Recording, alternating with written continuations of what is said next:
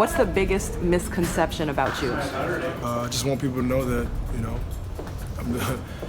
I work extremely hard to be the best player, and that people who don't know me, get to know me before you judge. What's up, y'all? I'm Ros Gold-Onwude. I'm an NBA reporter, and welcome to Sideline Stories, behind-the-scenes conversations that I record with my cell phone and then share with you. James Harden is a frontrunner for the MVP award this season, but the past 2 to 3 years, he's fallen just short. I examine his dominance, his growth and improvement. We have honest discussions about the critique on his leadership and defense, and then we discuss how this year just might be James Harden's breakthrough as the most valuable player in the NBA. What makes James Harden a different challenge defensively than any other player? Number one, he's left-handed.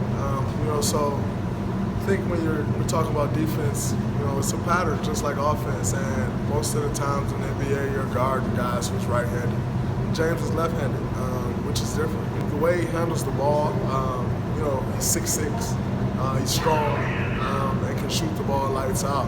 Makes him very tough to guard. A matchup against him every night, it's like, how do you guard him? Are you taking away his three? Okay, I'm gonna get to the cup one. No, we're not gonna give you no layups. All right, I'm gonna kill you from behind the arc. Like, you just gotta hope that he's not making shots on any given night. Harden is a one-man fast break.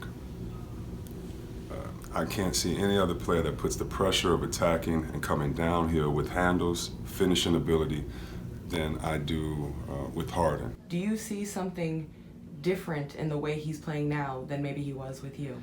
I think he's just more controlled right now. I just think he's at another level. I just think he's better. You saw flashes of all this, but now you're seeing him more consistent. You're just seeing him.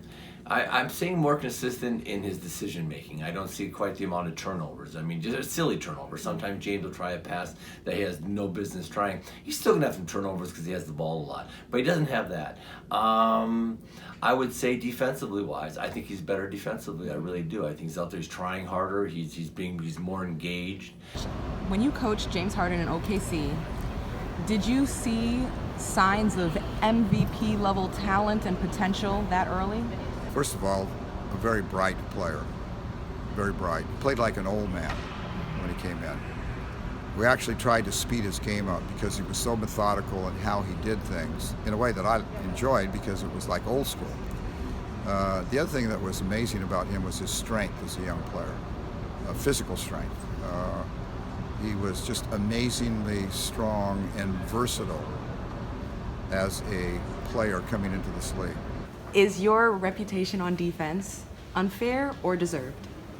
Unfair.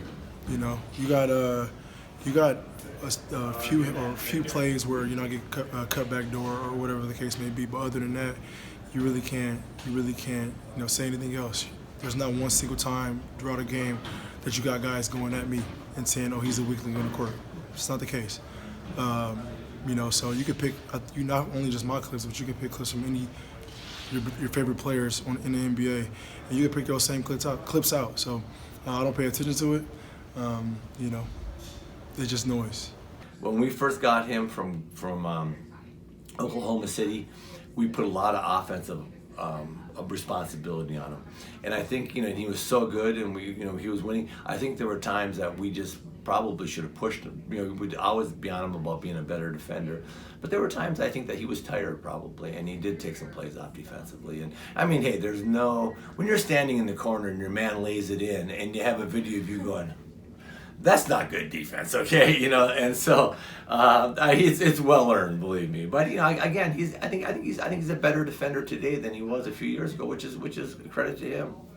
The reputation for defense came from a couple of plays that there were no effort on. So it's not like he never had effort on D. I think there were just with the internet and then some plays that were that looked really bad, like Olay defense. I think because people kept showing that's who you tend to identify him as. And labels are interesting in the league because you can get a label and it's hard to shake. And it doesn't mean that it's always accurate. I think it's more so putting them in actions as opposed to like going at him one-on-one. He can move his feet, he's strong. So I don't think it's more so about like going at him one-on-one more so than maybe teams like trying to catch him weak side and catch him falling asleep. I don't think his focus level on the defensive end is quite like his focus level on the offensive end. And so I think it's more so off the ball than necessarily just him on it. It's asking him to go out there and be a lockdown defender. Not saying that he can or can't do it, but hell, if you're putting up 32 points per game and 9 assists and 7 rebounds, you're doing something great, especially if your team's winning. When people talk about James Harden's leadership, I think it's also important to identify different types of leadership that can be successful and also understand his personality. We dove into a number of perspectives on this topic, and often Chris Paul's name came up as an important piece to the development of James Harden and the Rockets. Now, you know, it got a lot of attention, your comments on James's leadership. And I'm curious, now that you've had some time to be away from it and also seeing kind of the response it got and the attention and the backlash, do you have any regrets about your comments on his leadership or maybe the way it was said? No, I said what I think. If you ask me a question, I'll tell you what I think. I got no problem with that. No, that's what I saw. Now, is he getting better? I hope so. On the floor leadership. I'm not talking about, you know, taking guys out for dinner, you know, all the other stuff. I'm just talking on the floor leadership when things start going badly. And that's the question was, actually the question was, will Chris Paul help him? And I said yes, because there are times if you're out there and all this stuff is coming down on you, when that does happen to James gets more passive. So James will hold the ball, and I think what he's doing is looking for the perfect play. I mean, I think you can ask, you know, from my coaches now to teammates now, you know, just leading by example and vocally, you know, and then, you know, as a leader, you know, you get better, you work on things that you're not great at, and you just try to improve them, you know, so you work on whether it's communicating, whether it's, you know, approaching a different player a certain way, those things you get better at, you know, so even some of the past greats had different versions of being a leader. You just, you be the best leader you can be, and then that's it. I think the one type of leader you don't want to be is the vocal guy that nobody believes, and you're just a rah-rah guy, and we know you're going to turn it on when coach comes in or the crowd comes in or a convenient leadership. You don't like that. Sometimes we get caught up with different personalities, and personalities does not make a leader. Character makes a leader, and if you're known for being a hard worker, trusting teammates, being selfless, sacrificing, that makes you a leader. And I think that with Chris Paul coming over and maybe being a vocal leader and more demonstrative, it helps him just to be his smooth, laid-back self and lead his own way. So I think maybe he's taking a rap on leadership because of his personality, and it's about character, not personality. How does having Chris Paul on your team help your chances at a championship and also potentially MVP? Oh, well, man, he just takes the pressure off, you know, myself and my teammates a lot, you know, whether it's playmaking abilities, leadership, defensively, he brings it all to the table, future Hall of Famer. And so you add somebody like that to the puzzle, it makes my job a lot easier. We all have the same goal, and that's to win a championship, and then, you know, MVP. Like I said, just continue to work hard, and he makes my job a lot easier. What is Chris Paul demanding of you every day? Because I know Chris Paul asks a lot from his teammates. Be the best player on the court every single night.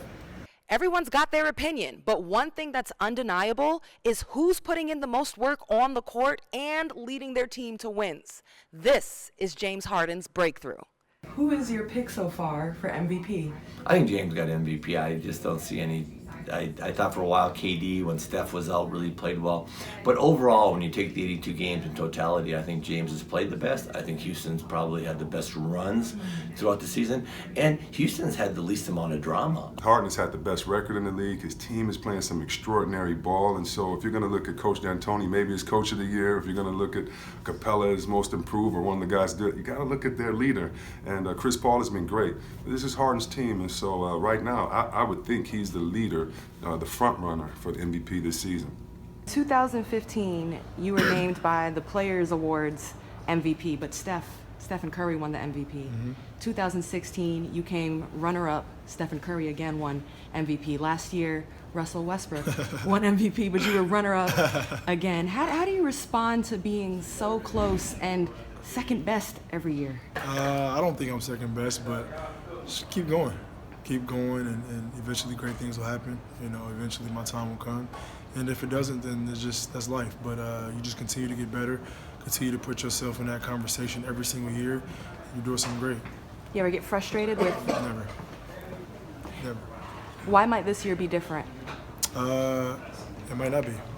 but I'll continue to do the same things, the right things, working extremely hard, and just putting myself, like I said, in that position, in that category every single year until I can't hoop no more.